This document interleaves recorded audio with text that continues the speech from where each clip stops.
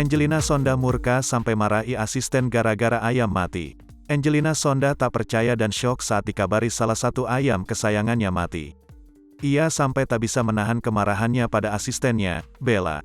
Meskipun Bella sudah menjelaskan, Angie, panggilan akrab Angelina Sonda, tetap kecewa.